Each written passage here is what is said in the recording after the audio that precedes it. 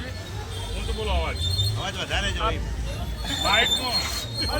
ખોડિયાર મિત્ર મંડળ તરફથી આ અમે પ્રસાદનું આયોજન આ અમારું ત્રીજું વર્ષ છે. નેજાનું બીજું વર્ષ આ અમે 2 વર્ષથી પ્રસાદનું આયોજન કરીએ છીએ.